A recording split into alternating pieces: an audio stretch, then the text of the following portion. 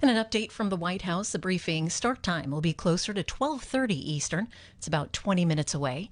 So while we wait, we'll take a look at the debate from the House earlier, leading up to the vote on the Build Back Better Act. We meet today to consider the largest spending bill in American history, a bill that no one has read, adds hundreds of billions to the deficit, was written in secret and rushed to the floor to hide it from the American people. We have now the official costs, and the results are in. The claim by the President this costs zero and will reduce the national deficit is just simply untrue.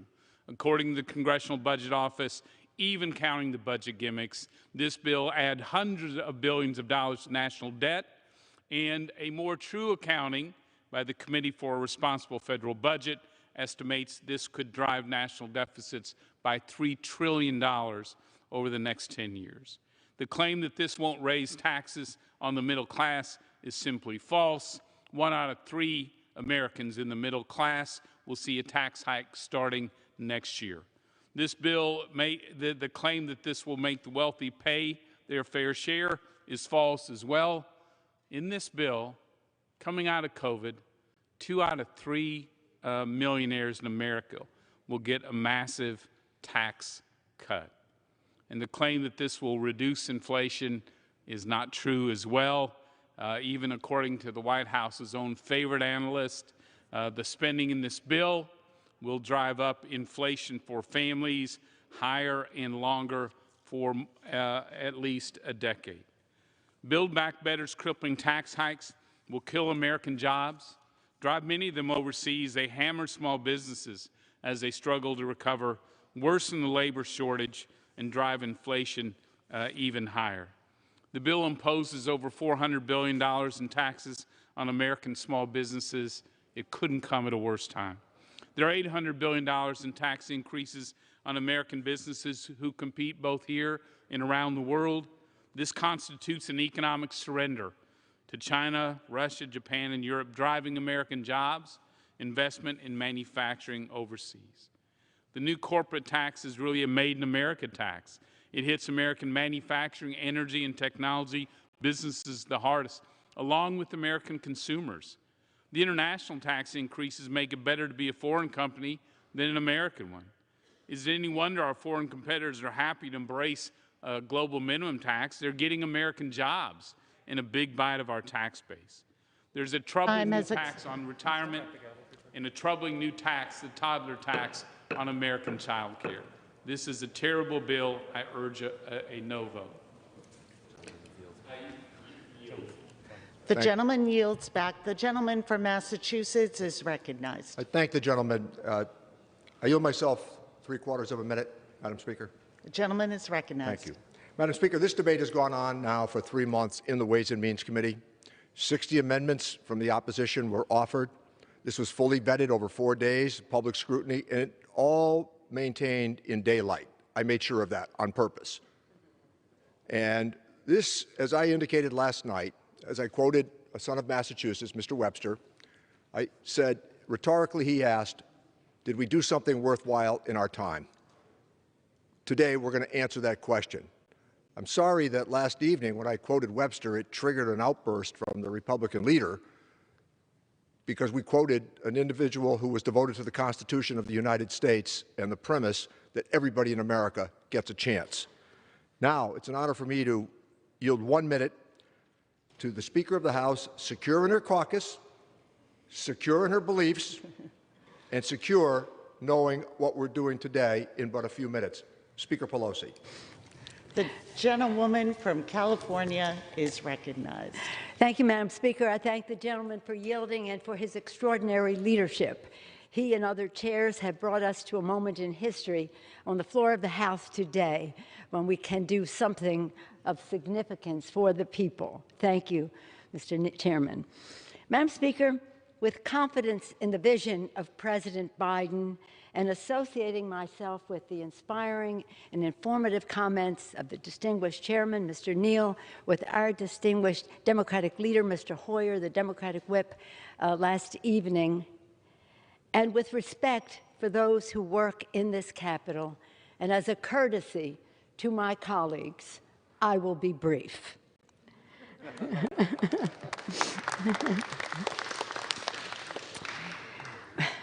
In his remarks, our Democratic leader, Mr. Hoyer, talked about the pride we take in telling our children and our grandchildren that we were here present to pass the Build Back Better legislation, what it means for future generations.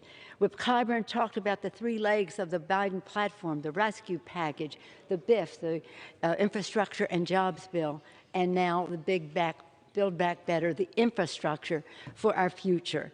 And Chairman Neal quoted Daniel Webster and spoke of our responsibilities to the people. In that spirit, Madam Speaker, I proceed by saying, under this dome, for centuries, members of Congress have stood exactly where we stand to pass legislation of extraordinary consequence in our nation's history and for our nation's future. In the original House chamber, now Statuary Hall, where Lincoln served, is Cleo, the muse of history.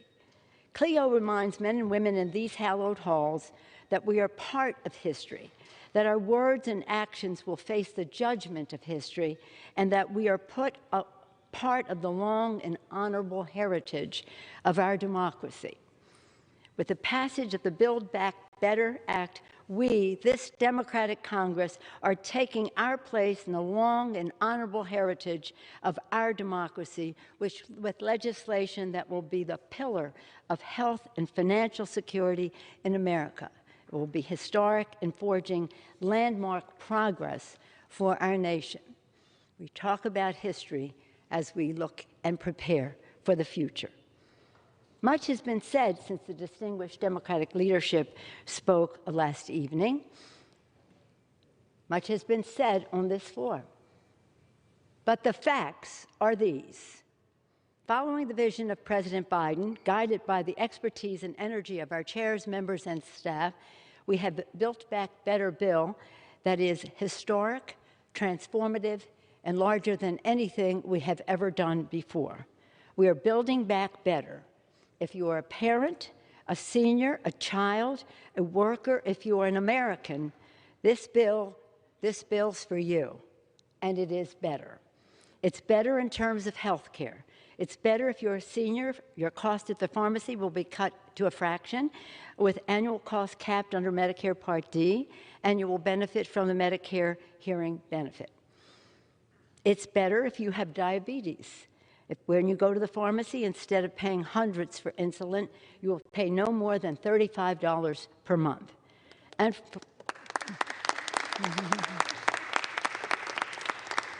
it's better for all Americans.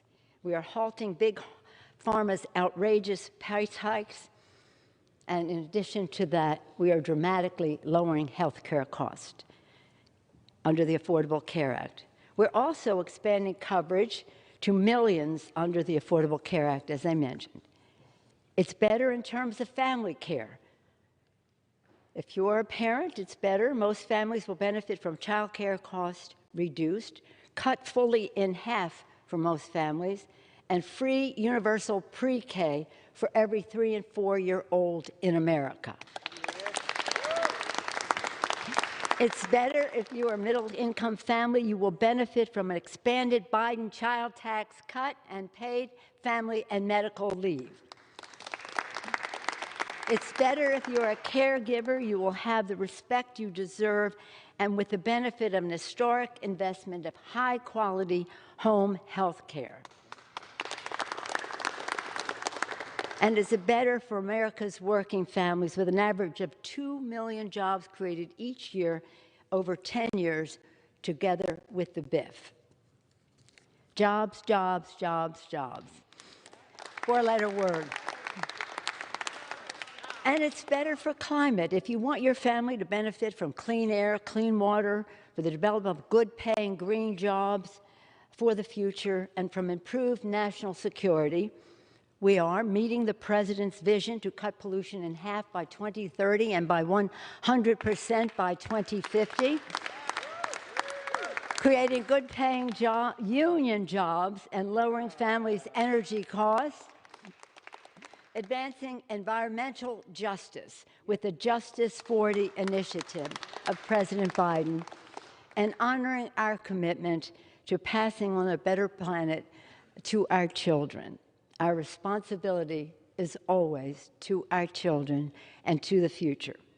Last week, our congressional delegation went to COP26 in Glasgow and affirmed the commitment of this Congress to meet and beat our climate goals. With this legislation, we achieve this for the children and for Mother Nature.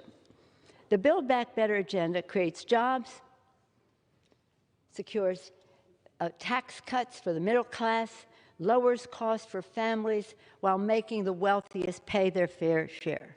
Good-paying jobs, cut taxes for the middle class, lower costs, especially in regard to health care and child care, making wealthy and corporations pay their fair share. Build Back Better is fully paid for.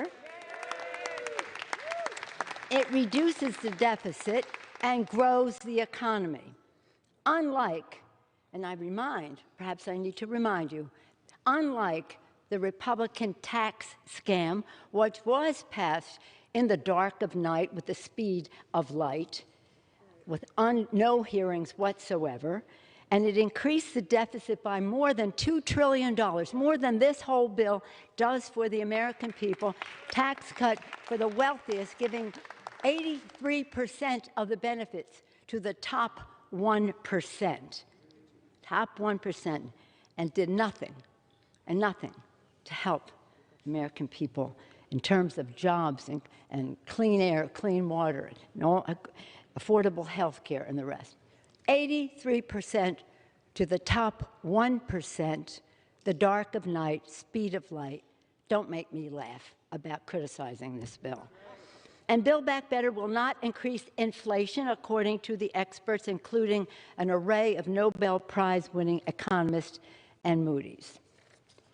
This victory is possible because of the tenacious, tireless, and values-based leadership of our chairs, and members and staff of the committees and of members. I just want to acknowledge the staff of this institution, the House of Representatives, for their just being there for us over and over again, regardless of when and where. Thank you so much.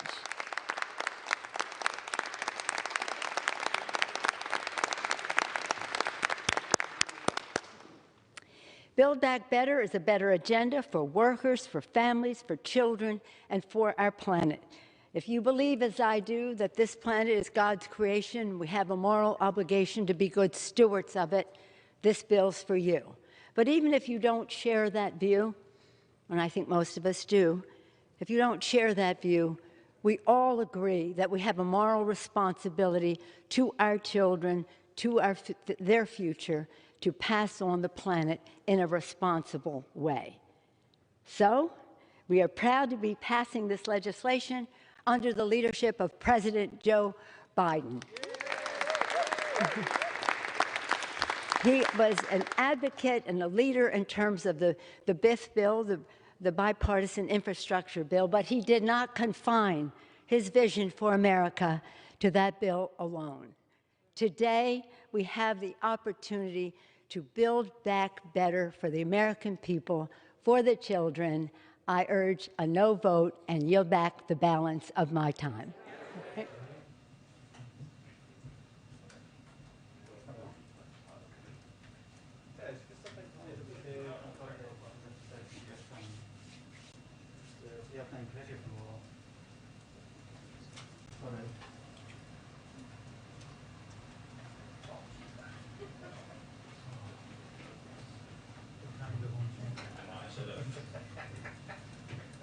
Gets the light again. I'll feel silly.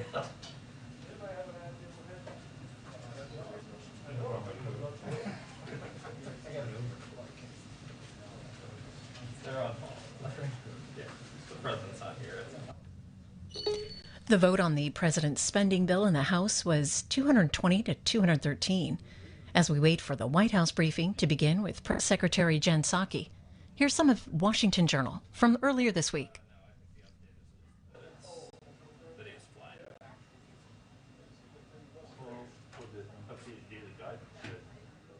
Jeff Gilbert joins us now via Zoom. He's an auto reporter for WWJ News Radio 950 in Detroit, as well as WWJ-TV.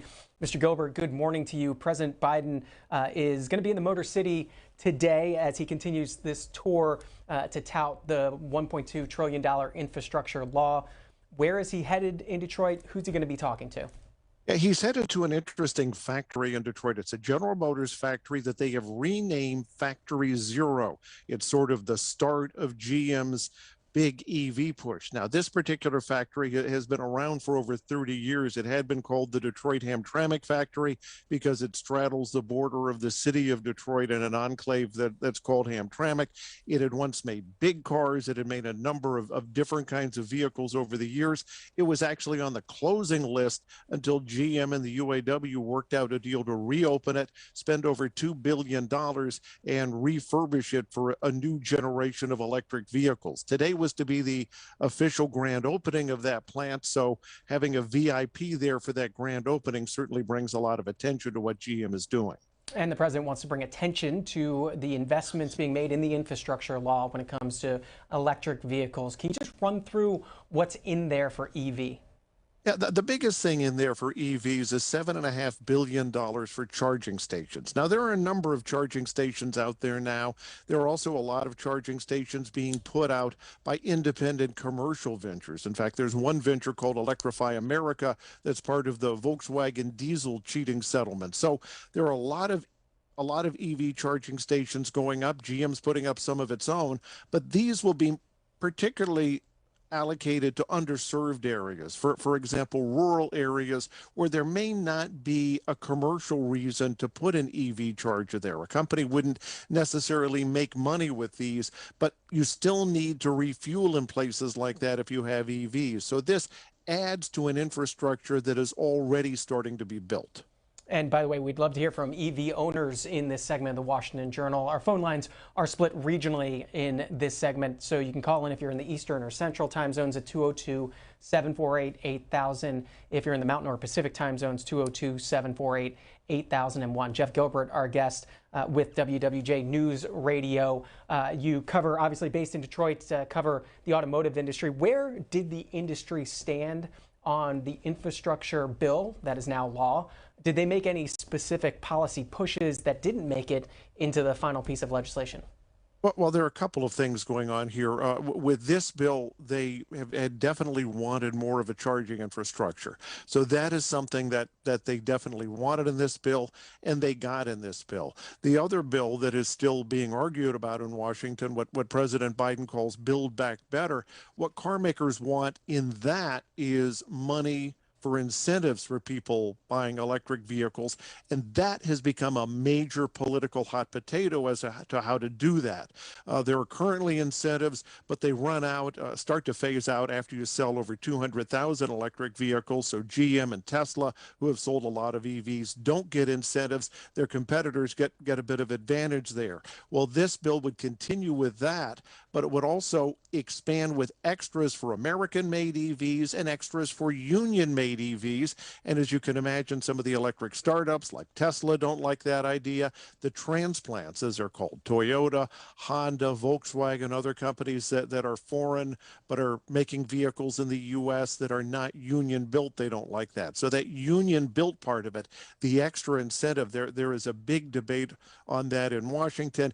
It's still in the current bill, but we don't know for sure if it'll last, if it'll pass. A snapshot of the U.S. electric vehicle market in the United States. Here's where sales were in the third quarter of this year. This from Cox Auto, 107,000 EVs sold in the third quarter. Tesla accounted for about 70% of all EV sales. EVs, hybrids, and the so-called plug-in hybrids accounted for 10.4% of total vehicle sales in the third quarter in the United States this year. Jeff Gilbert, explain where those numbers are headed, how big of a difference that was from maybe a year ago this time. Yeah, and you've got to break down those numbers even further because that's all electrified vehicles. As you mentioned, it includes hybrids and plug-in hybrids. The pure battery electric vehicle segment is only about 2% right now, but it was about 1% last year. And up until the past year, it's been pretty much all Tesla and maybe the Chevy Bolt. Now you have the Ford Mustang Mach-E coming in, and you have a small segment, but a lot of growth. And analysts are divided on where that growth is going to be, what the public market is going to be for EVs. But I can tell you, there are a lot of them coming. You saw President Biden driving the Ford F-150 Lightning when he was at the Ford plant here. All the rumors are he's going to drive an electric Hummer at the GM plant because that's the first vehicle being made there. That's a pickup truck, a GMC branded vehicle, bringing back the big tough Hummer name. You have new startups, Rivian. I'm sure you've talked a lot about them. Lucid, they just had the Motor Trend Car of the Year with their new vehicle. And GM has a Cadillac EV coming next year. Daimler, the former Fiat Chrysler Stellantis, has EVs coming. They say they'll have a Dodge muscle car. Volkswagen has the ID4. I could go on with a laundry list of them, but as you can see, the next year or two, we're going to see a lot of electric vehicles. The big question is going to be, is there a market for them? And President Biden believes there will be. His executive order from earlier this year on clean cars and trucks, just want to read from it. That order saying America must lead the world on clean and efficient cars and trucks. That means bolstering our domestic market by setting a goal that 50% of all new passenger cars and light trucks sold in the year 2030 be zero-emission vehicles, including battery electric, plug-in hybrid electric, and fuel cell electric vehicles. Mr. Gilbert, is the industry ready to meet a goal like that? The operative word there is goal. And if you listen to GM, they have the operative word as aspire. They aspire to be all electric by 2035. People are using words like that because we don't know what the market is. Obviously, with incentives, that's going to help get the price down. The other issue, as your guest talked about earlier, is recharging. There are pluses and minuses for recharging. The great thing is if you only drive around your neighborhood and make short trips, you never have to visit a public charger. You can always do that in the garage. The negative is the time it can take to charge and the inconvenience on the road. It's still not up to the speed of a gasoline fill up. So I can tell you right now, industry is making some pretty exciting vehicles. They're going to be making some pretty affordable electric vehicles. The question is, are people going to buy them? And that's still an open question. I can't give you an answer there. Several callers for you already. Norman out of Florida is up first in this segment. It's Wesley Chapel, Florida. Good morning. Yes, good morning. I have a question. I mean, I like the idea of electric cars. My question, when we travel now, if we pull in to get gas, sometimes there's 3 or 4 cars ahead of us. Well, we might be a half hour before we get the gas. Now, if the electric vehicle takes 3 to 4 hours per charge, I would sit there 16 hours before I could continue on to my trip. That's my biggest concern with it. I don't see how as much traffic as we have, you could put a charge station every mile, but you're going to have people backed up waiting for the charge. Norman, we'll take the point. Jeff Gilbert. Yeah, and that is a legitimate question. And the honest answer is, right now it's not a problem because there aren't a lot of electric vehicles out there. That could become a problem if there are a number of electric vehicles, and the industry has to come to grips with that. Right now, you have a number of types of chargers. I actually test drive a lot of vehicles, and I have a Ford Mustang Mach-E I'm test driving.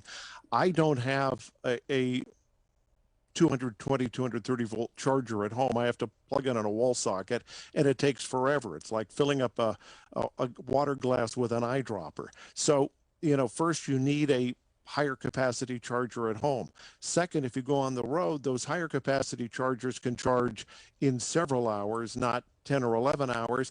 And there are high-speed chargers that can get you up to about 80% in a half an hour. That's still not very convenient.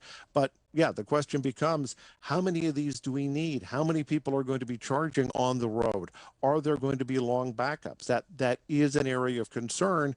But the other issue is car makers, suppliers are working on new technologies. There was a company out of Switzerland that claimed earlier this year that they've been able to get charging down to a reasonable time where it's competitive with gasoline fill-ups. I don't know if that's been proven yet in the real world, but there are a lot of people who are working on the issue. But for now, that is a significant issue. And a lot of people I know in the industry took some EVs.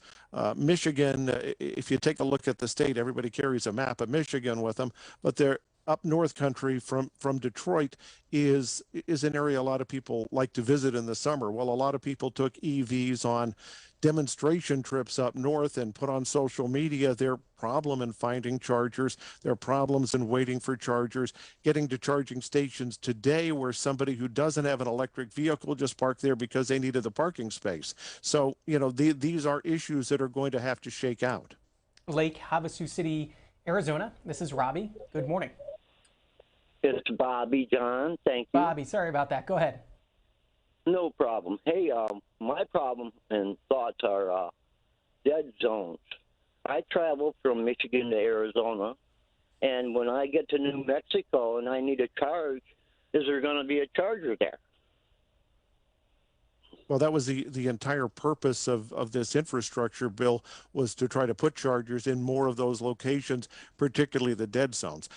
Let's face it, you don't really need the government to put chargers, electric vehicle charging stations in Southern California, where there are a lot of people, a lot of vehicles, and there's a lot of incentive for a company to put a charging station in there and make money. Where you need the government to put chargers is places like rural New Mexico, where for now there aren't going to be a lot of electric vehicles going past, but there will be some, and when they need it, they need it. So that actually is the point of the infrastructure bill and putting in these charging stations. The number there is really a drop in the bucket compared to what we need, but you add in what private companies are doing, what car makers are doing, and then you get up to decent numbers.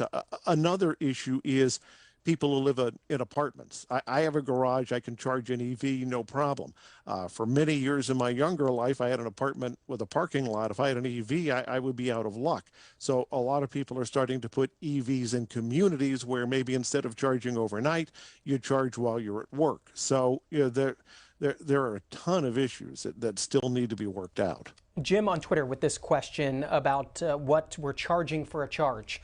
Does this bill speak to $1 charge for a charge? If so, is the federal government involved in that transaction?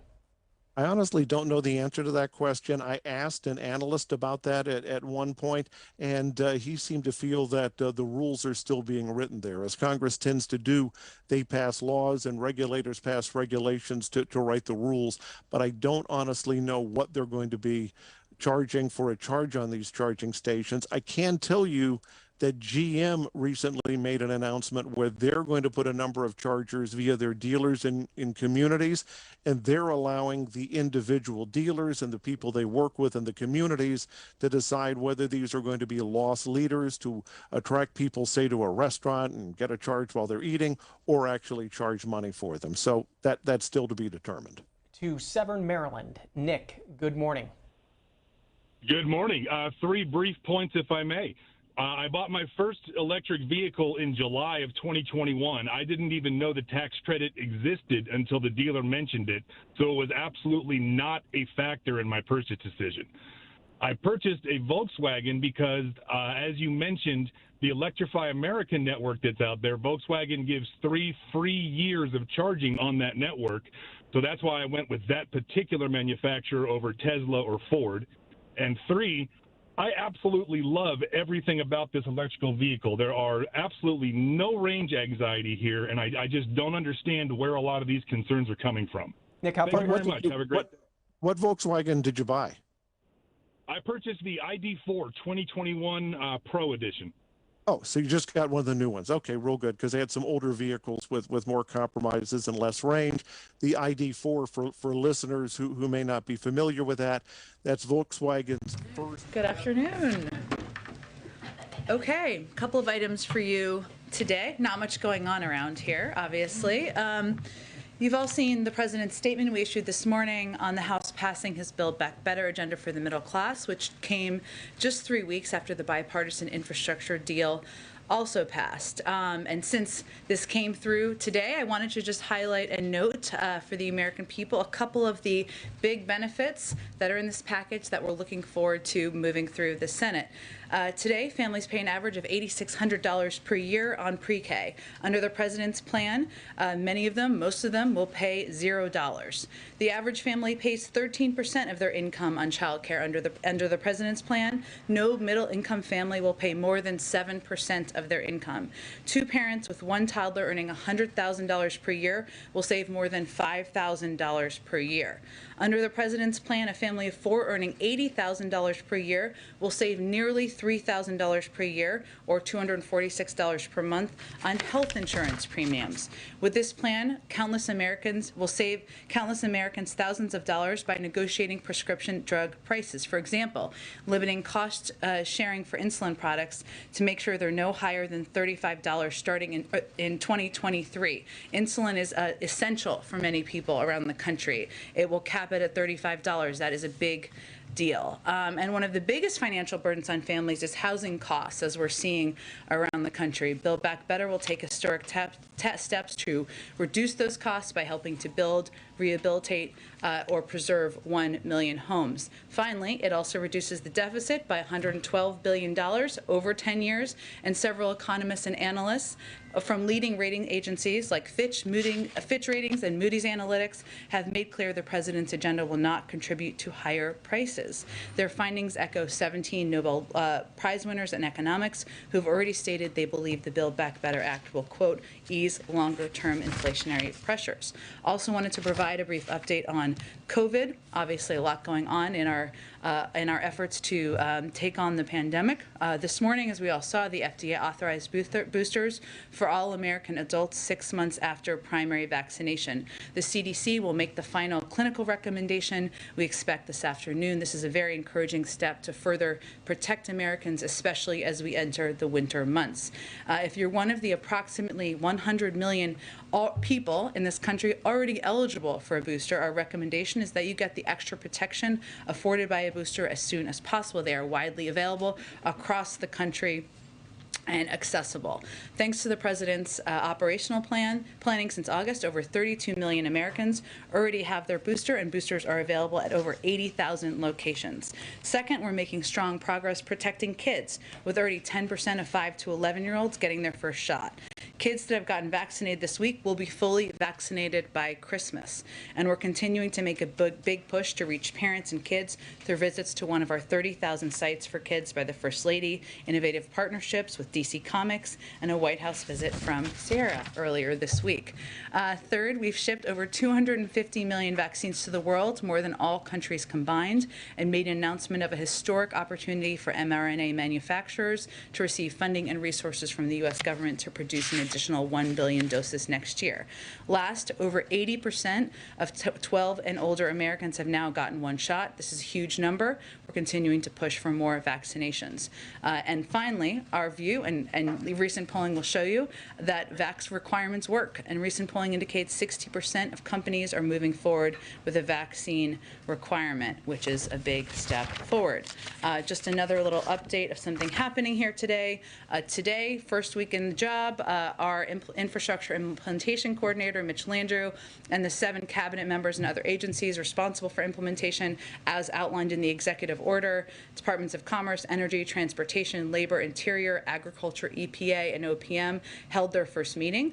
Also attending was Brian Deese, who's co-chairing the task force, senior staff from across the White House, Gina McCarthy, Susan Rice, Louisa Terrell, Evan Ryan, and Jason Miller. I have certainly invited him to speak to all of you, and he has conveyed to me he's putting his head down and getting to work, as the president has asked him to do, but will be eager to speak to you probably sometime after Thanksgiving.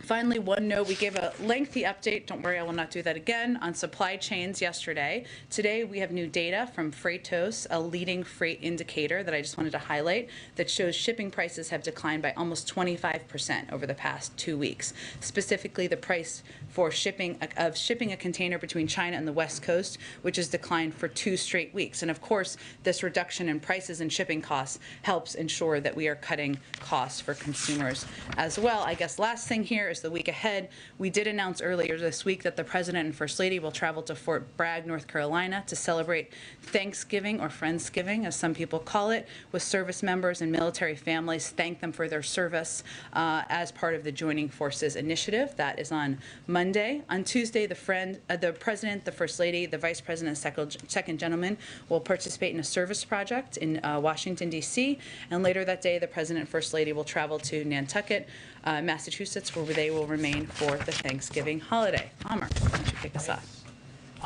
Now that the bill has passed the House, can you talk a little bit about the game plan, the days and weeks ahead to get it through the Senate?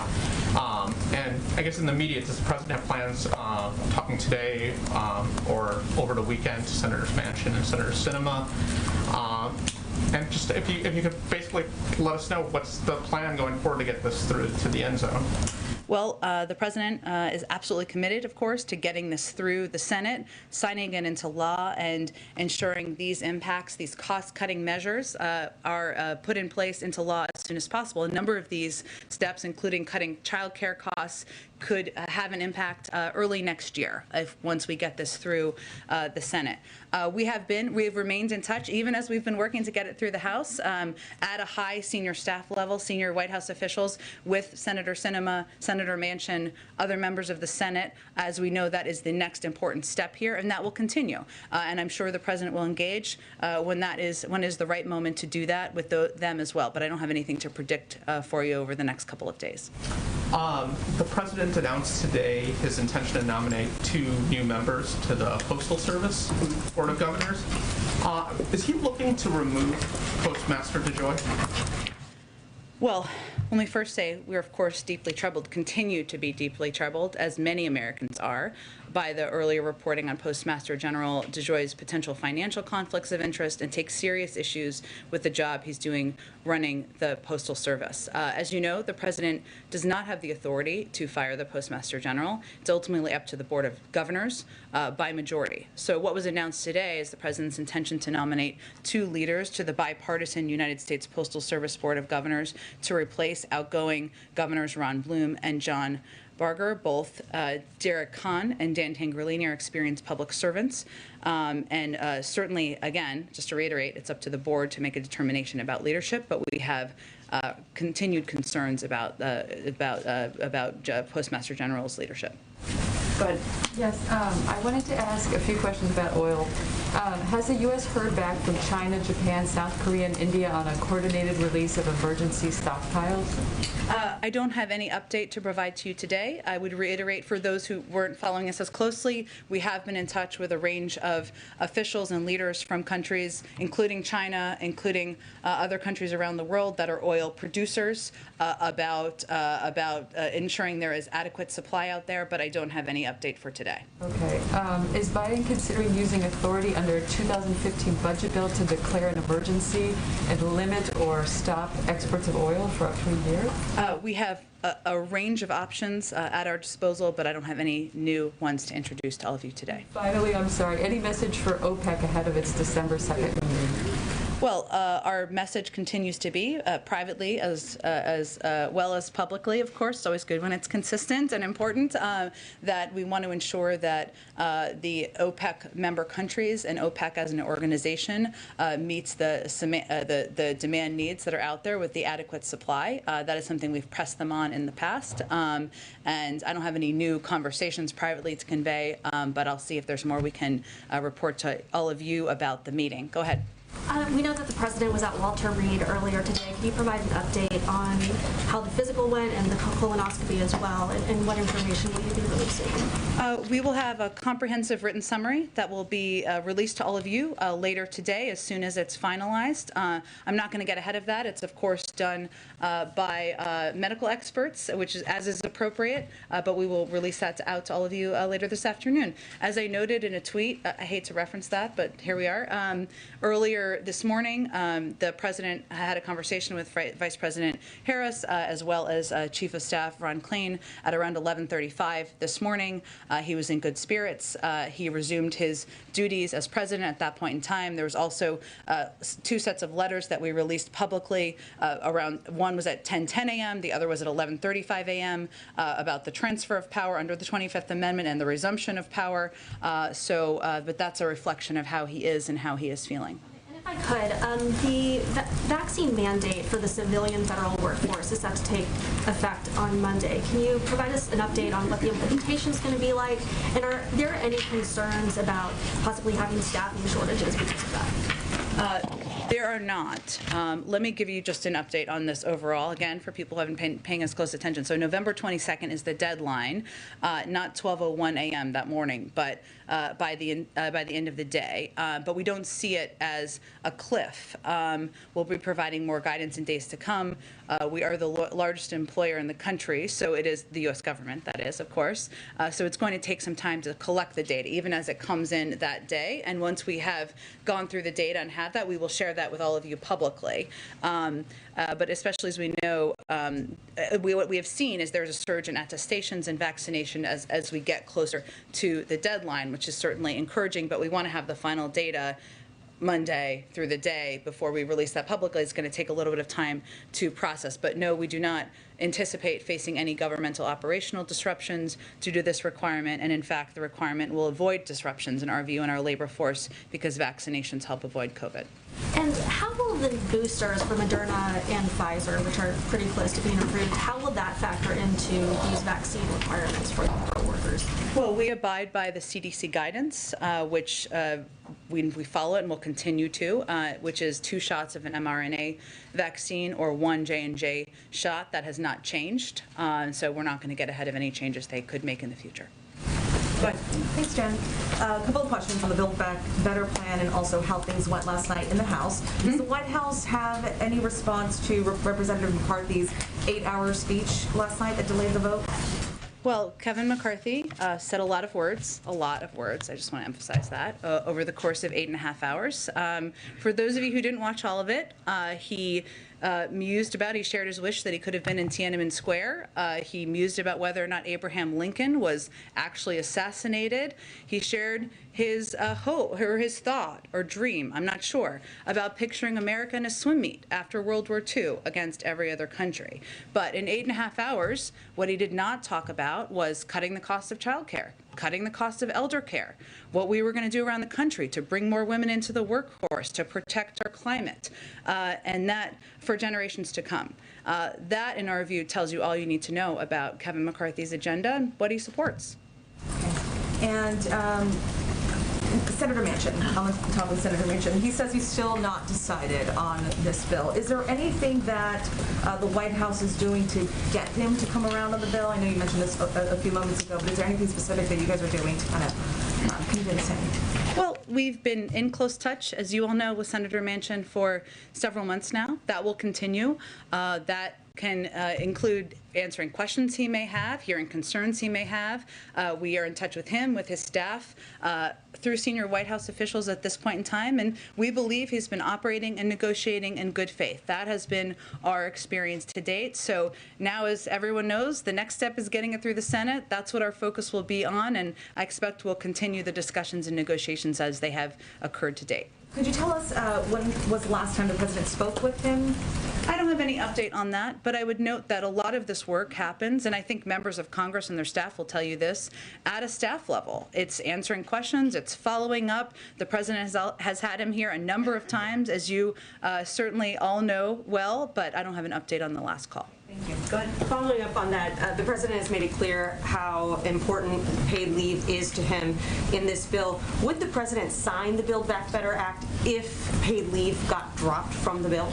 Well, you're right that the president absolutely wants to see paid leave in a final package. That's why he proposed it in his initial proposal when he laid out his speech back in May, outlining his Build Back Better agenda. He thinks it's long overdue. He thinks it will help bring more women into the workforce. It will ensure that more women have seats at the table, and it's something he would like to see in the package. He also knows and recognizes that you need the majority of members in the Senate, every single Democrat, to support something to get it across the finish line. And what he looks at, and I'm not going to prejudge what the outcome is here, is the totality of, and this is how the American people look at things, the totality of packages of what is included.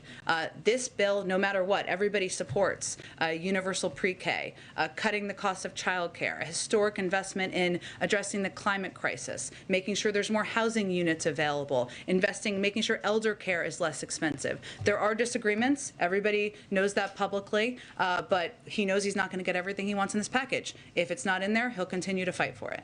So what is the backup plan if paid leave does get dropped from the Build Back Better bill? He'll continue to fight to make it law.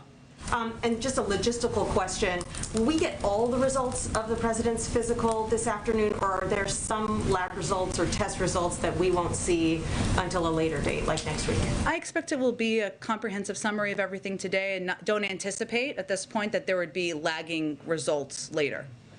Go ahead. So first, following up on the physical, if this was a routine physical, why wasn't it on the schedule that you gave us last night? Why the secrecy there? Well, just to peel the curtain back for the American people on how this worked and how it typically works, if you look back at history here, this morning we notified the pool, the press pool. Many of you are part of that and rotate through that. We called the president of the White House Correspondents Association very early this morning, who was awake. We called the network bureau chief chair that's rotating, as you know, and indicated that the president, not only would the pool be gathering, but the president would be going to get a routine physical. I then sent out a tweet to many, many people out there at around 6:15 a.m. and we have put out many, many updates since then, and we will put out a comprehensive written summary later this afternoon. That's pretty standard for how it's approached, sharing this information. It follows protocols that have been followed in the past, and again, you all will receive a comprehensive summary later this afternoon. Okay, moving on to the Build Back Better plan. Is the president going to stop saying that the Build Back Better plan does not increase the deficit 1 single cent if we now know that that is not true? It is true, and I would note the several economists and experts out there. I think you're probably talking about the CBO score, which Joe Biden himself in 2010 called the gold standard for Democrats and Republicans. Well, Peter, since we're all here to communicate with the public about accurate information, what I would just note is that one of the components that experts, Democrats and Republicans, including former heads of the CBO, have pointed to is that IRS enforcement is not something that there's a lot of experience in the CBO scoring. They still scored it, but is undervalued by the assessment of many economists and experts, including people who have been critical of us in the past, who estimate, including former Treasury secretaries of both parties, who estimate there will be significant savings, significantly higher than what is estimated currently. So our assessment and the assessment by many economists out there is that there will be savings over 10 years that will actually reduce the deficit.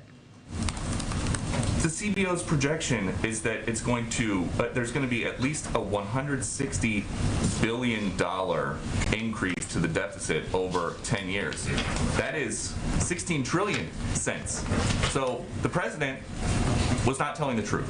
Well, Peter, just to go back to the content facts here. So the IRS enforcement component, something recommended by former Secretary Hank Paulson, former Secretary Larry Summers, Democrats and Republicans of both parties who feel there could be significant savings over the course of time. I'm just going to note something that for Trump-appointed IRS Commissioner Charles Rettig said. The administration estimates $400 billion in additional revenue can be generated over the next decade from enforcement efforts focused on higher-end incomes, shrinking the tax gap. This figure is no surprise. Republican former Treasury Secretary Hank Paulson co-wrote an op-ed with other former Treasury secretaries saying that there could be considerably more revenue than we projected from the White House from this. So again, this is an area where experts, economic experts, neither of us are one, I think we can confirm that, have confirmed that there are significant savings that will come from this. That is why moderate members of the House, I think they would tell you, and many of them have spoken to this, including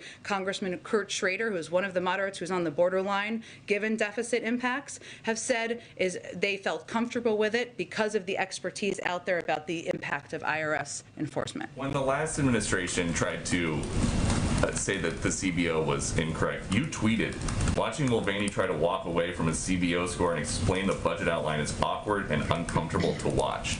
So what is the difference between the Trump administration saying don't listen to the CBO and the Biden administration saying don't listen to the CBO? Actually, we've praised the overall work of the CBO on the Build Back Better Act repeatedly, and that's what we believe. But again, I would point to the fact that there isn't a great deal of history or experience in scoring IRS enforcement. That's something that economists across the board have noted. That's something that leaders on the Hill, Democrats and Republicans, have been briefed on for several months now, and that's why it wasn't really a surprise to them and why the vote in part moved forward. Go ahead, Kristen. Judd, thank you. Can you explain the timing of the physical today? What was behind it? Did the fact that the president is turning 79 years old tomorrow have anything to do with the timing? Did he want to have that before his birthday?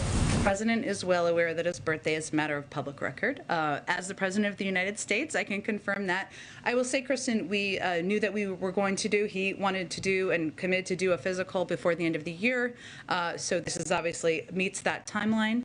And obviously we work through scheduling availability and requirements in order to do that, because any president is typically at Walter Reed for a couple of hours. Not to harp on this point, but you know, I think there was an expectation there would be a press conference tomorrow. He obviously had a very yesterday. Oh, he obviously it's a late night for all of us here. Yeah, it's okay. He obviously had a very full day yesterday. Was there any last minuteness to the decision of his going in today? I'm sorry, I don't really understand your question. To do it or not? To do the physical. I'm not sure I'm understanding your question. Did we schedule it yesterday? Was this planned in days in advance? We had planned to do the physical, yes. But I was, right, but what's the root of your question, just to make sure I answer it? When was it planned? When did he first schedule the physical? Just because he had such a full day yesterday. Sure. And he had a colonoscopy. That is the nature of being president, and as I would note in the poll report, and this may be why you're asking, the meetings yesterday didn't end until after 8 o'clock last night. Obviously, the president was closely watching the vote last night, as we all were, maybe not through the totality of the 8.5-hour missives, but he was watching closely last night as well. Is there any discussion about having a doctor brief us, given that he is the oldest sitting commander-in-chief? We will be releasing a comprehensive summary, written summary, that will have details from the doctor and other experts who were consulted, medical experts who were consulted, that you'll receive later today. So that, I think, is what our intention is. I just want to ask you on a different topic, broadly speaking. The country is sort of waiting for, anticipating a jury verdict in the Kyle Rittenhouse case. What is the president's direct message to people who want to protest, express their opinions after the verdict, and might we hear from the president after there is a verdict? Well, I just want to preface, I'm not going to prejudge a verdict on an ongoing deliberation over a case. And clearly, once it's concluded, I'm sure there will be something we have to say from the White House. And we have been in close touch with the officials on the ground through law enforcement channels to ensure we are supporting any effort toward peaceful protest. That's certainly what we will continue to encourage as anyone looks to have their voice heard, regardless of the outcome. Go ahead. There was one conspicuous thing missing from the week ahead that Bloomberg is particularly interested in, which is the Fed chair. What's the president's favorite Thanksgiving meal? No. Okay. Yeah. Is it accurate to say that it'll happen on Monday or Tuesday, since that's the time that the president's going to be in? The president intends to make a decision, and I expect we'll have more to share in advance of his departure. So by process of elimination, expect there'll be more to report early next week. Okay. Government funding runs out December 3rd. I'm wondering if the White House right now is looking for a CR to get, towards New Year's, or if you'd like a longer government funding. It's a great question. Given the pure volume of legislative work this week, I have not had a conversation with the legislative team about this. Obviously, we would typically work closely with leadership on determining what that might look like. Let me see if there's more we can report on that to you. And then yesterday you got a bunch of questions about the EV tax credit and Build Back Better. The Canadians are obviously upset about it. It would make sense that because Senator Manchin has said that he doesn't support it, that the president's message to the prime minister is that it's probably going to drop out of the final version of the bill. Is that sort of an accurate representation of what their conversation was, or how would you characterize what his message for the Canadians was yesterday? I think his message was exactly what I conveyed publicly, which is that there's a long history of using tax credits here to incentivize choices. That's true. They'll lower the cost here of electric vehicles by $12,500 for a middle-class family. That's something we want to incentivize in the United States, and we feel it's an industry that will help move towards a more clean energy future, something that will help address the climate crisis that we share an interest with the Canadians. Certainly, as the Canadian leaders read out, this was an issue they raised. I'll leave that to them to characterize further, and the president said, of course, we're happy to continue having a conversation. However, this is something the president is deeply committed to because he believes good paying union jobs that will help us move toward a clean energy industry, help us support clean energy industries is in our economic and national security and national interests. Sorry, one last one to just on the conversation I had with Peter. the CBO estimated that the tax enforcement would bring in a little over $200 billion. You guys are obviously saying $400 billion. I'm wondering if you can, I don't think they're just throwing darts.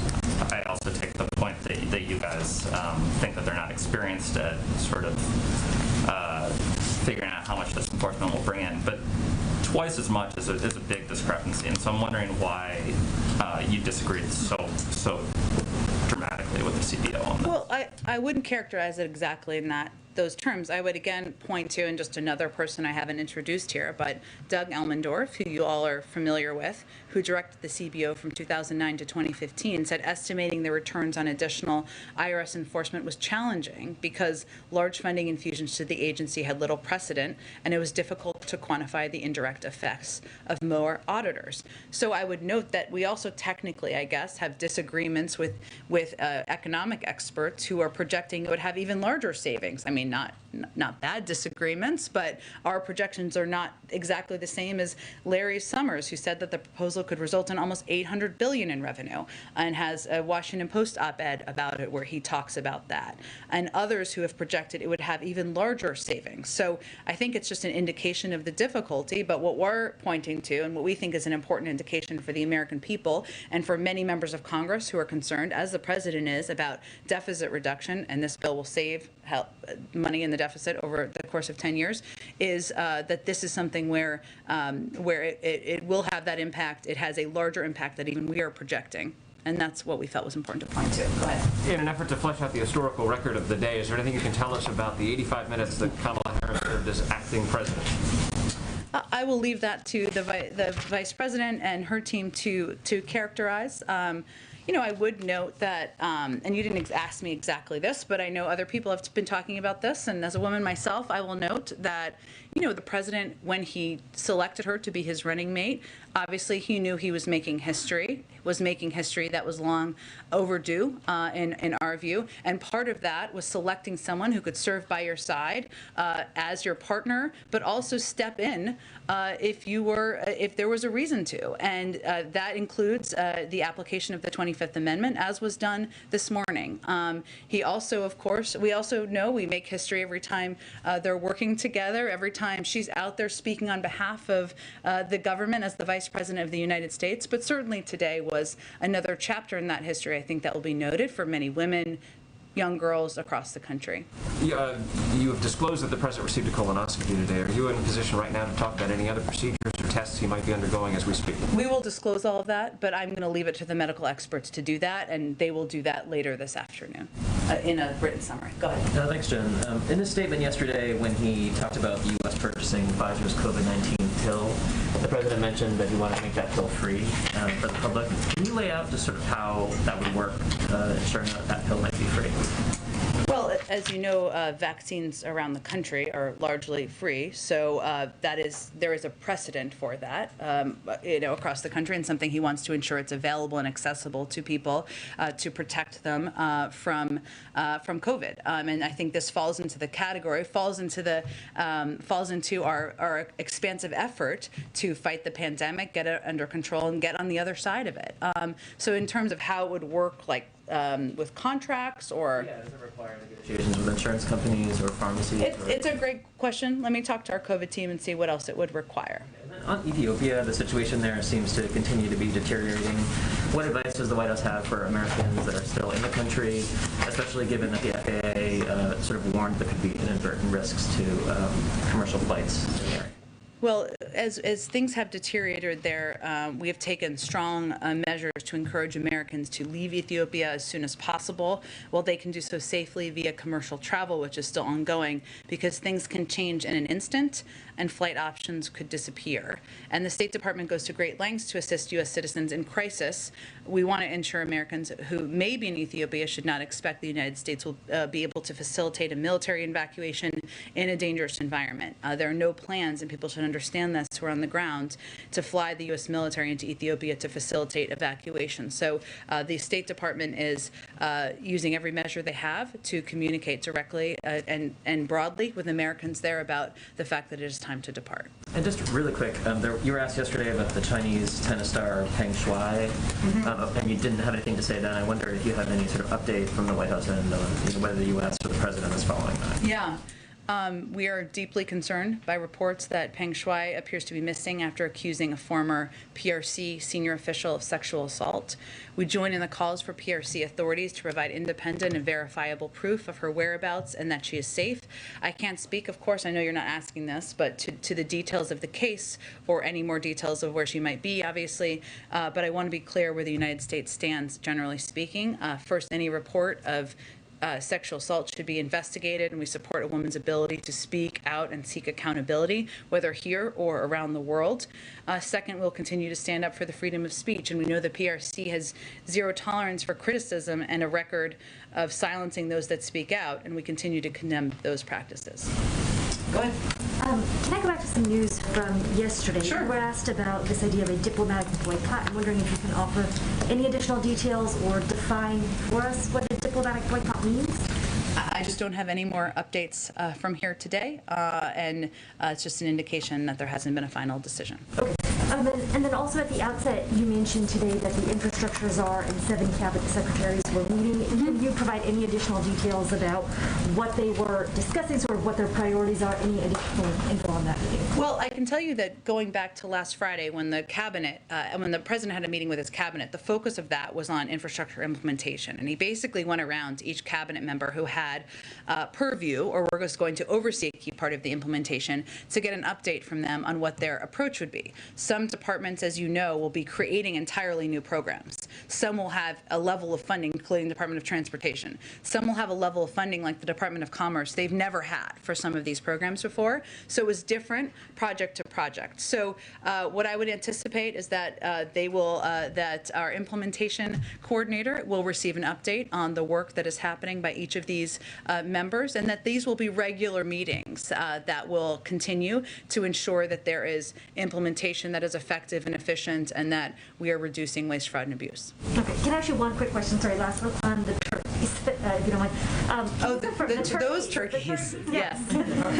Can you confirm where they are going after they will be carted? I've heard Purdue University. Oh, wow. There's a lot. This is an important question.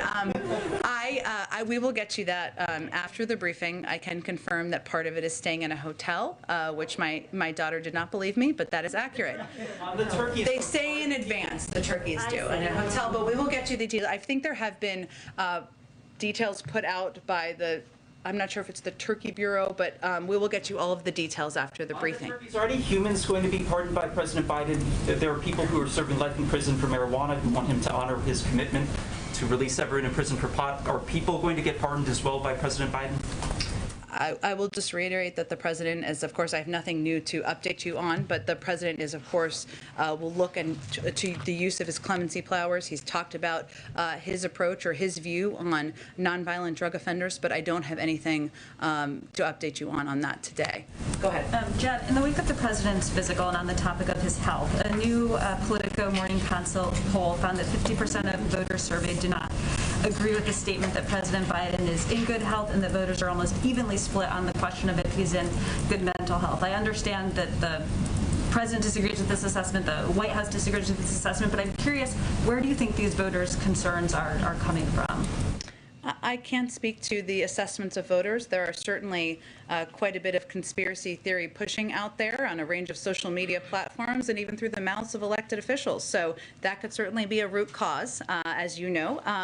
But I would say that we are not only following past precedent of what has been done. If you look back, and I know this was noted in the statement we put out this morning, of the times where there was a transfer of power under the Bush administration, we're looking at past precedent there and making sure we're following that, but also going beyond in many cases. And the comprehensive summary that we put out this afternoon will have certainly an overview of the president's routine physical and their assessments. and that is something we will make widely available. More on Build Back Better. How confident is the president that he will be able to keep all 50 senators on board with minimal changes? And on the topic of changes, is there, I know you wouldn't sort of engage on paid family leave, but is there any red line for him of something that absolutely has to stay in the bill? Well, the president would have loved to have seen his entire original proposal passed, but he also knows from having served 36 years in the Senate, that's not how it goes. He's somebody who governs from the position of compromise, not being a dirty word.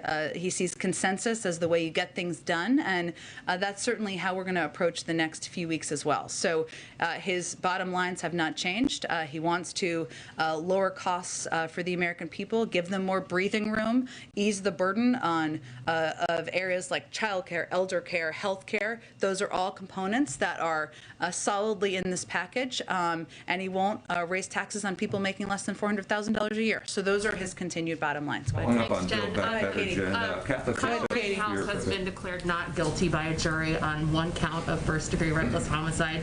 On the second count, first-degree reckless endangerment, he's also been found not guilty. What is the White House's response to that? Not guilty on all counts. All counts. I obviously this happened while I was out here, so let me talk to the president, talk to our team, and we will get to a statement as soon as we can. Does the president think the judge in the Rittenhouse trial saying that the victims in Kenosha should not be referred to as victims, but rather looters or protesters is appropriate? Again, I'm not going to give an assessment of this from here. Let us get you a statement as soon as we can. Last question on the physical. Will you be offering a full list of the people who treated the president and their assorted specialties? We will be referencing additional medical experts who the president spoke with, but I don't think, I'm not going to prejudge what the final comprehensive summary will look like. Build Back Better, Jen. Catholic bishops fear faith-based preschools could be excluded from receiving Build Back Better money because Go ahead. I don't think you need to talk over her. She's just asking a question. Go ahead. Is the administration considering changing the definition of what it means to be fully vaccinated? And is there any concern at a state level that there could be some confusion about what it means to be fully vaccinated, given that some governors have started to change that definition? Well, some governors I know have offered booster shots in advance of, or have expanded that, right? I'm not sure if they've changed the definition, which is typically done by the CDC. We follow CDC guidance. CDC guidance continues to be 2 mRNA shots and 1 Johnson & Johnson. We don't prejudge, and I can't preview for you if they are going to change that at any point in time, but that's what we will continue to follow, and that's what we would advise others to follow around the country. Okay, Jen, Build Back Better, Catholic bishops. Okay, thank you. I'm moving on over here. Go ahead. Go ahead. I'll go next, please. Thank you. Do you have any reaction to the report that the U.S. is considering deporting a group of Afghans who did not meet vetting requirements back to Afghanistan? I would have to look into the specific details, but I would note that our thorough vetting processes are in place for a reason, and we follow those to the letter of the law and ensure that we are not only welcoming people who served by our side for many years during a challenging, long war, but also that we are making sure the American people know they're safe. But I'd have to look into these specific examples. Russia, if I may. According to Kremlin spokesperson Dmitry Peskov, some certain preparations are underway for the virtual meeting between President Biden and Russian President Vladimir Putin. Can you confirm that? I don't have any meeting to preview or call to preview for you at this point in time. If something like that is confirmed or finalized, we're happy to share that information. Go ahead. Thanks, Jen. Ahead of Thanksgiving, I wanted to ask you about hunger in the country, and specifically hunger among military families. We've seen some of these recent reports that as many as 15% of enlisted military families were dealing with food insecurity even before the pandemic. Secretary Austin, as you know, talked about this as an issue just this week. I know that Chairman McGovern has been pushing the White House to hold a summit on hunger. Is that something the White House is really considering, and is there anything new the White House is doing on this? Well, because of the American Rescue Plan, we've cut childhood hunger in half over the last year. And I would tell you that when we look to getting the Build Back Better agenda passed, to the impact it's going to have on lowering child care, lowering elder care, the cost of elder care, lowering the cost of health care, these are all costs on families that impact what they're able to afford in their daily lives. And certainly the impact on military families, as a military family himself, or I should say the President and Dr. Biden, that is heartbreaking, and they're going to continue to fight to do more to make sure there are not hungry families, whether they're military or not, in this country. In terms of a summit, I don't have any plans to preview for you on that front. I just have a follow-up because there's both the House and the Senate version of the NDA call for a basic needs allowance to help military families that are low income and having a hard time. But there's a difference. This is wonky, but the Senate version, the Senate version would basically count the housing allowance as income, which a lot of activists say would mean that a lot of low-income families would no longer qualify for that basic needs allowance. So thousands of military families could suddenly not qualify for that extra money and that extra help. OMB said that they just need more comprehensive data and analysis to determine if they support the inclusion or exclusion.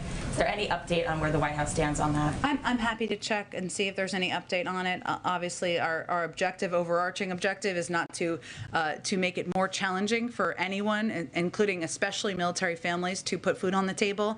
That making sure that's not the case is central to the president's agenda, but I will see if there's more to report on that. Again, go ahead. Chris, did you have a question? We don't need to scream or shout over other people in here, so we're going to keep moving on. Go ahead. Question about Section 230. Yesterday, the Justice Department announced that they were going to defend Section 230 in a lawsuit filed by the former president. But has a candidate, President Biden, repeatedly called for the repeal of Section 230. So does the Justice Department's actions yesterday represent a change in the President or the administration's attitude? He called for reforms of Section 230. That continues to be his position. Go ahead in the middle. Go ahead in the middle, Brett. Go ahead. Appreciate it. Does the White House have any reaction to Senator Rubio this morning calling the president's pick to leave the office of the comptroller of the currency a communist, or any of the criticism that she faced at her hearing yesterday? Well, I did see some of that commentary. I also enjoyed the pushback from Senator Elizabeth Warren, who maybe we should just point to as our response. But I would say the president nominated her to serve in this job because she is eminently qualified, and she's somebody who would represent the role and the United States effectively in the position, and certainly we're hopeful she's confirmed. Jen, go ahead. Jen, thank you. I'm not an economist either, but I can divide by 10 years. And even if you take, would you be willing to go so far as to say that even if you take the lower CBO expectation of what the IRS would bring in the Build Back Better Act, that the deficits on an annual basis would be so low that it would be palatable to the American people and palatable to Senator Manchin in particular? Would you go that far to say? I don't want to speak for Senator Manchin or all of the American people. I can only speak for the president and the White House. But what I think it's important for the American people to understand, and certainly Senator Manchin too, is what I've noted a little bit already to date. The former head of the CBO conveyed how difficult it is to score IRS enforcement. We have former Treasury secretaries who don't always agree with us. Former Secretary Paulson, former Secretary Larry Summers, conveying that there could be much greater savings. So what I'm conveying to you is that our calculations and assessments, and those of outside economists, are that it will actually be, this bill will actually reduce the deficit, and it will also lower costs and reduce inflationary pressures. I'll follow up there for a second. $17 billion or whatever a year is a drop in the bucket compared to the natural deficits the country is actually running up right now. Do you think that's palatable then to Senator Manchin, to the American people? I can't speak for Senator Manchin or the American people. What I can speak for is what we believe our assessment is, based on outside economists and experts, of what the actual savings will be over the course of time, and it will reduce the deficit over the course of 10 years, and that's what we're communicating to the American people and to Senator Manchin. Go ahead. Thank you, Jim. A couple questions on Ukraine, Russia. Yesterday, the Ukrainian government pleaded for more military aid to defend itself against Russia. At the same time, Putin is complaining that Western countries don't take his red lines, what was he called them, seriously, and blamed the Western countries for tension in Ukraine, particularly with these weapons supplies to Ukraine. So, given those two conflicting things, what is the president's, what's the way forward for him? Does he go with Putin's red lines, or does he go with the United States wants to help Ukraine defend itself, as it says?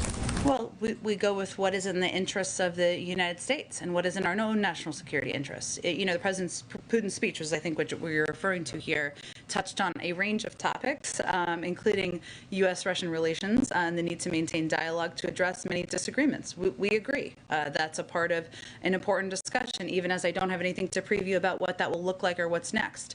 We welcomed President Putin's statement about resolving the Donbass conflict peacefully using the Minsk agreements. We support re-energized efforts to reach a settlement under the Minsk framework and call for immediate steps to restore the July 2020 ceasefire.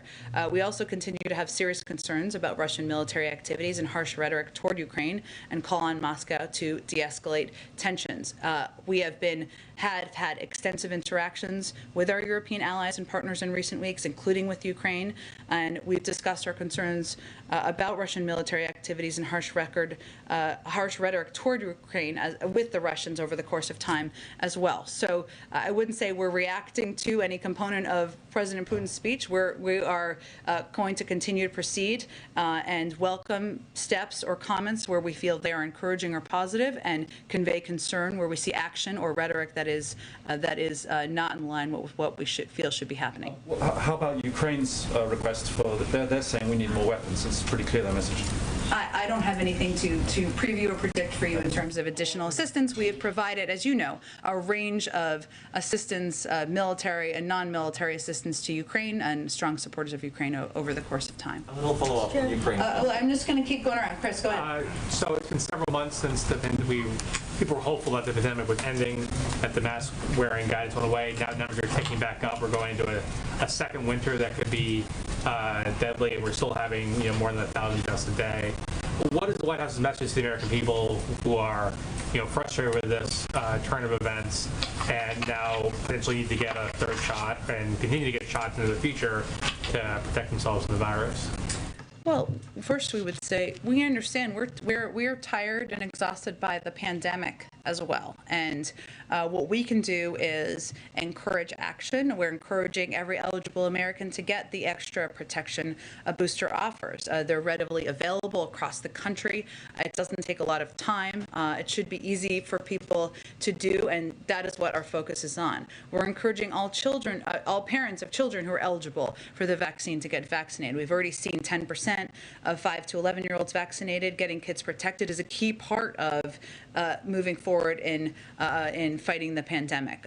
We also have taken actions like securing 10 million Pfizer and 3 million Merck antiviral pills. So the American people should know that we are continuing to look for any way available and possible to get the pandemic under control, to make sure people know we're moving in a continued better direction on this. And we believe that moving forward with requirements and other measures that will boost vaccinations is also a positive step. We know we're heading into the winter.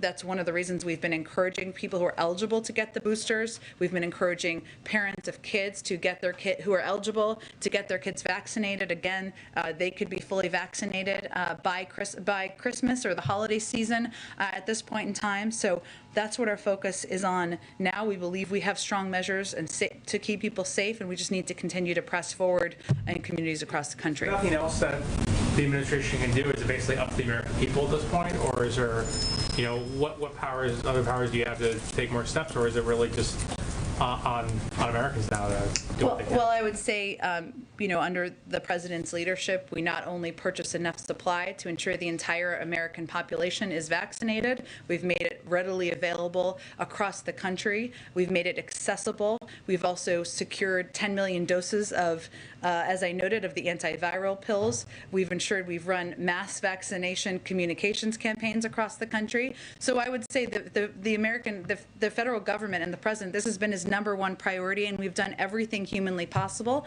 At a certain point, it is true that people have to go get shots, get themselves vaccinated, and protect themselves, but we want to do everything we can to make it as easy as humanly possible. Let me go all the way to the back. Thank you, Jen. I really appreciate it. Nominees to serve in senior State Department positions, and as U.S. ambassadors have been told by handlers that the backlog for confirmations is, quote, unprecedented, and to expect to wait months longer even than they already had expected with a really delayed process.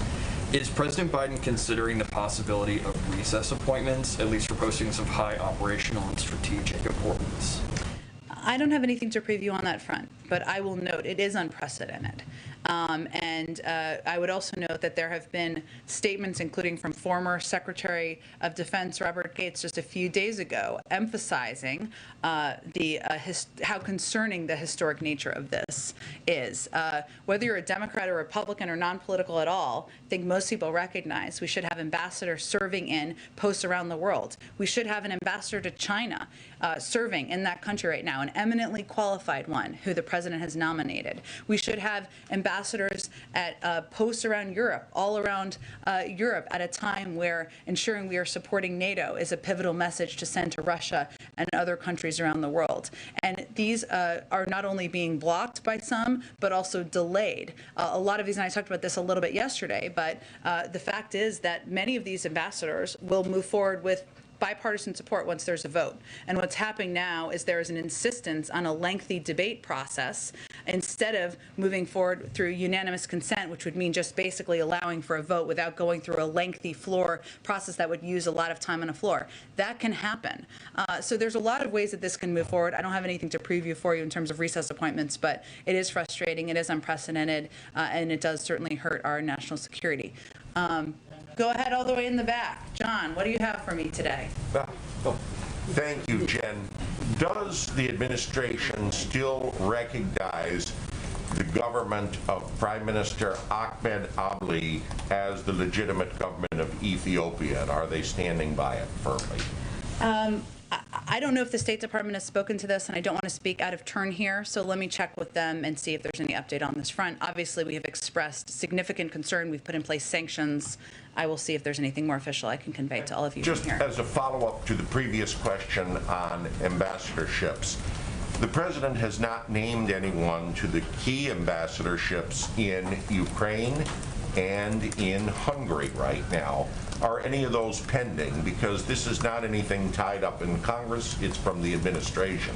Fair, and obviously, as is true of other personnel appointments, the president certainly wants to ensure we have the right person to nominate for each of those vital and important positions, but there are dozens of qualified nominees who are waiting to be confirmed, and we're certainly eager to see that move forward. Thanks, everyone. Happy Friday. Was Catholic bishops fear faith-based schools, preschools could be excluded from receiving Build Back Better money? Would you like to talk about that?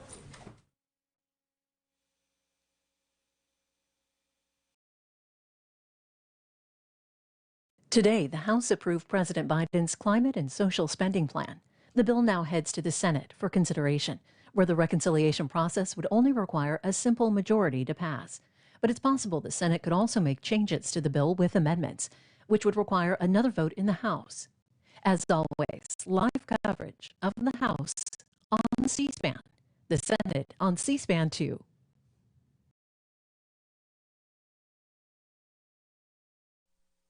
Federal health officials testified on global distribution of COVID-19 vaccines, the 2022 COVID-19 forecast, and other treatments for the virus. You can watch this House Appropriations Subcommittee hearing tonight at 8 Eastern on C-SPAN, online at cspan.org, or watch full coverage on C-SPAN Now, our new video app.